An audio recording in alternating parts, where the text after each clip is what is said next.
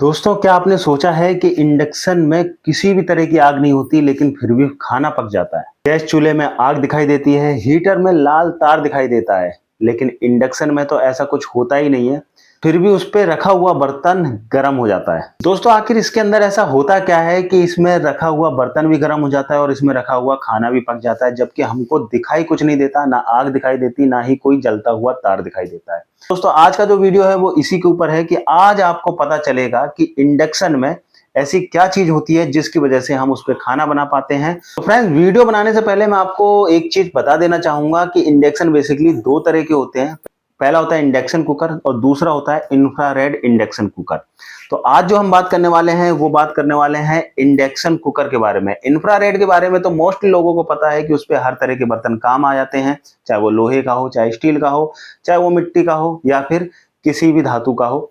Infrared पे हर एक बर्तन काम करता है, लेकिन इंडक्शन पे सिर्फ और सिर्फ लोहे और स्टील का ही बर्तन क्यों काम करता है, ये भी आपको इस वीडियो में जानने को मिलेगा। दोस्तों, शुरू करते हैं वीडियो और जानते हैं इंडक्शन के क्या क्या पार्ट होते हैं और उनका क्या क्या यूज होता है। दोस्तों, बेसिकली इंडक्शन के अंदर 6 चीजें होती है जिनसे मिलकर इंडक्शन तैयार होता है, और वो कौन कौन सी होती हैं। दोस्तों, पहला होता है ग्लास सेरेमिक प्लेट, दूसरा होता है कॉपर कॉइल, तीसरा होता है इलेक्ट्रॉनिक सर्किट बोर्ड, चौथा होता है कूलिंग फैन, पांचवा होता है टेम्परेचर सेंसर, छठा स्पेयर पार्ट होता है पावर सप्लाई सिस्टम।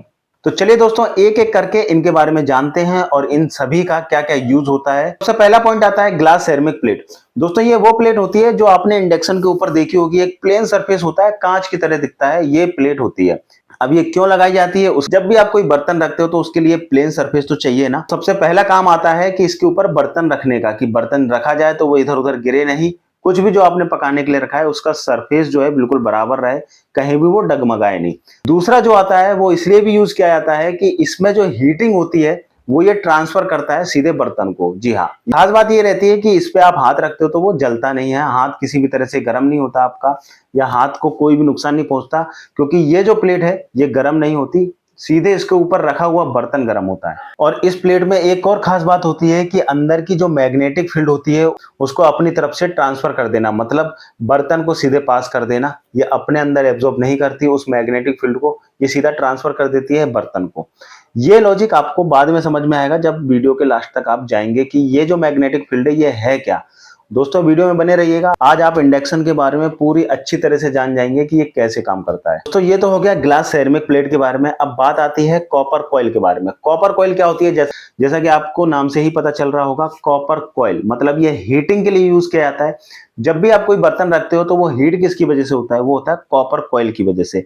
सबसे मेन पार्ट होता है, क्योंकि अगर ये हल्का डाल दिया किसी भी इंडक्शन कंपनी ने तो आपका इंडक्शन 4 दिन में खराब हो जाएगा। तो इसलिए आप जब भी खरीदने के लिए जोर देते हो इंडक्शन को लेके तो कॉइल जरूर देखिए कि कॉपर की लगी है या फिर स्टील की लगी है या फिर किसी और धातु की लगी है। तो कॉपर का होगा, सबसे बेस्ट क्वालिटी होती है। दूसरी चीज, जब इंडक्शन में बिजली दी जाती है तो कॉपर कॉइल के पास आती है, और कॉपर कॉइल में करंट बहने लगता है बहुत ही तेजी के साथ में। तो ये बार बार बहने की वजह से इस कॉपर कॉइल में एक मैग्नेटिक फील्ड बनने लगती है, जो कि आपके बर्तन को गर्म करने के लिए सबसे ज्यादा मददगार होती है। इस मैग्नेटिक फील्ड के जरिए ही आपका बर्तन गर्म होता है। ये जो मैग्नेटिक फील्ड है ये डायरेक्ट बर्तन को जाती है और बर्तन आपका गर्म हो जाता है। इसीलिए आपने देखा होगा कि जो इंडक्शन कुकर होते हैं उसमें प्लेट गर्म नहीं होती, डायरेक्टली आपका वो बर्तन गर्म हो जाता है जो उसके ऊपर रखा हुआ है। तो अब बात करते हैं ये मैग्नेटिक फील्ड बर्तन में कैसे काम करती है। तो देखिए, होता क्या है, जब भी आप इंडक्शन को चालू करते हैं और इंडक्शन को ऑन कर देते हैं, बर्तन आप रख देते हैं इंडक्शन के ऊपर। ध्यान रहे, बर्तन लोहे का या फिर स्टील का ही होना चाहिए, अगर अदरवाइज कोई भी धातु का बर्तन होगा वो इस पे काम नहीं करेगा। वो इसलिए काम नहीं करेगा क्योंकि मैग्नेटिक जो फील्ड होती है वो लोहे या स्टील के बर्तन को ही पकड़ती है। मतलब जब भी आप इसको ऑन करते हो तो जो मैग्नेटिक फील्ड बनती है वो डायरेक्ट ट्रांसफर होती है बर्तन के अंदर, जो भी आपने बर्तन रखा हुआ है उस बर्तन के अंदर ट्रांसफर होती है, तो उस बर्तन के अंदर इलेक्ट्रिक करंट पैदा हो जाता है और इस प्रक्रिया को इलेक्ट्रोमैग्नेटिक इंडक्शन कहा जाता है। और इस कारण से आपका बर्तन गर्म होने लगता है और बर्तन में रखा जो भी आपने बनाने के लिए खाना रखा हुआ है वो भी पकने लगता है। तो अब बात करते हैं एडी करंट की। दोस्तों, इंडक्शन कुकर की बात चल रही है तो एडी करंट का जिक्र आना बहुत ही ज्यादा जरूरी होता है। एडी करंट के थ्रू ही आपका बर्तन जो है गर्म होता है। इंडक्शन कुकर के ऊपर रखे हुए बर्तन में जो करंट बनता है उसको एडी करंट बोलते हैं। वो मैग्नेटिक फील्ड के जरिए बनता है, तो इसलिए उसको एडी करंट कहा जाता है। यह करंट मेटल के बर्तन के अंदर गोल गोल घूमता है। जब यह करंट मेटल के रेजिस्टेंस से गुजरता है तो हीट पैदा होने लगती है। और यही हीट बर्तन को गर्म कर देती है। दोस्तों आपने देखा होगा कि इंडक्शन कुकर के अंदर हर एक बर्तन नहीं चलता, सिर्फ और सिर्फ स्टील का या लोहे का ही बर्तन चलता है। उससे मैग्नेट करंट का संपर्क हो सके, अटैचमेंट हो सके, जब भी वो गर्म होगा, इसलिए इस पे मैग्नेट या स्टील के ही बर्तन रखे जाते हैं। दोस्तों अब बात करें कूलिंग फैन की, तो कूलिंग फैन का यूज इसलिए होता है क्योंकि जब भी आप इंडक्शन चलाते हो तो उसके अंदर हीट प्रोड्यूस होती है और उस हीटिंग को कंट्रोल करने के लिए ये कूलिंग फैन लगा होता है। जब ये कूलिंग फैन चल रहा होता है तो जितनी भी उसके अंदर गर्मी होती है इंडक्शन के अंदर, जिससे कि उसको बाहर निकाला जा सके और आपका जो इंडक्शन है एक नॉर्मल टेम्परेचर में बना रहे, जिससे कि फॉल्ट ना आए। क्योंकि कभी कभी क्या होता है, इंडक्शन कोई भी इलेक्ट्रॉनिक चीज जिसके अंदर हीट प्रोड्यूस होती है, फॉर एग्जाम्पल अगर मैं एसी की बात करूं तो एसी के जो आउटडोर यूनिट होता है उस पर भी एक बहुत बड़ा पंखा लगा रहता है। वो क्यों लगा रहता है? हीटिंग को बाहर निकालने के लिए। जो कंप्रेसर रखा है वो ज्यादा ओवर हीट ना हो, क्योंकि ओवर हीट होगा तो वो ऑटोमेटिकली शट डाउन होगा बार बार और प्रॉब्लम क्रिएट हो जाएगी। तो इसलिए दोस्तों ये जो भी चीजें हैं इलेक्ट्रॉनिक चीजें, चाहे वो एसी हो, चाहे इंडक्शन हो, और भी बहुत सारी चीजें हैं, लैपटॉप, कंप्यूटर, इनकी पावर सप्लाई वगैरह में सब में एक कूलिंग फैन लगा होता है। बात करते हैं टेम्परेचर सेंसर के बारे में। तो दोस्तों टेम्परेचर सेंसर आपको समझ आ रहा होगा कि एक सेंसर है जो कि टेम्परेचर को कंट्रोल करता है। आपका इंडक्शन चल रहा है और वो ओवरहीट ना हो, ओवरहीट की वजह से कोई नुकसान ना हो जाए आपके इंडक्शन में, आपका जो ग्लास लगा हुआ है वो ना चटक जाए, वो ना टूट जाए, स्पेयर पार्ट है इंडक्शन के वो ओवरहीट के कारण जल नहीं जाए, तार ना जल जाए, इस वजह से इसमें टेम्परेचर सेंसर लगा होता है। और ये एग्जैक्ट टाइम के साथ में लगा होता है कि भैया इतने डिग्री सेल्सियस तक जैसे ही ये टेम्परेचर पहुंचेगा, जैसे इसकी हीट मान लीजिए फॉर एग्जांपल 100 डिग्री, जैसे ये 100 डिग्री टेम्परेचर पहुंचेगा मैं इसको कट ऑफ कर दूंगा। तो ये चीज होती है, सेंसर क्या करता है, ओवरहीट होने से बचा देता है आपके प्रोडक्ट को, जिससे कि उसके अंदर फॉल्ट ना आए। अब बात करते हैं इलेक्ट्रॉनिक सर्किट बोर्ड की। ये बोर्ड हर एक उस डिवाइस में होता है जो इलेक्ट्रॉनिक डिवाइस होती है।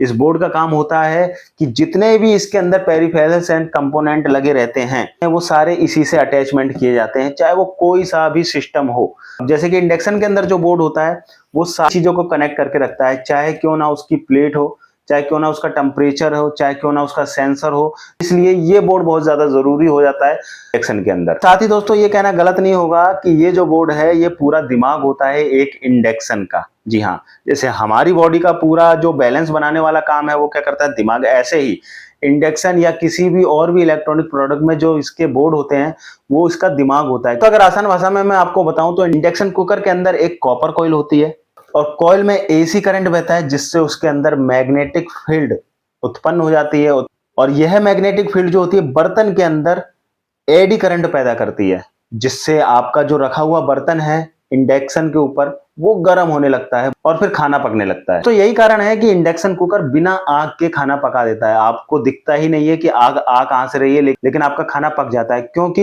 इंडक्शन कुकर में जैसा कि मैंने आपको बताया कि सीधा बर्तन ही गर्म होता है और कुछ गर्म ही नहीं होता। आप हाथ भी रख दोगे प्लेट पे तो दोस्तों आपको ये वीडियो कैसा लगा? अगर थोड़ा सा भी इंफॉर्मेटिव लगा है तो चैनल को सब्सक्राइब करना ना भूलेगा और वीडियो को शेयर एंड लाइक जरूर करिएगा, जिससे कि और भी लोगों को पता चल सके कि भाई इंडक्शन होता क्या है, इसके अंदर क्या क्या स्पेयर पार्ट होते हैं और मेन बात ये बिना आग के खाना बनाता कैसे है।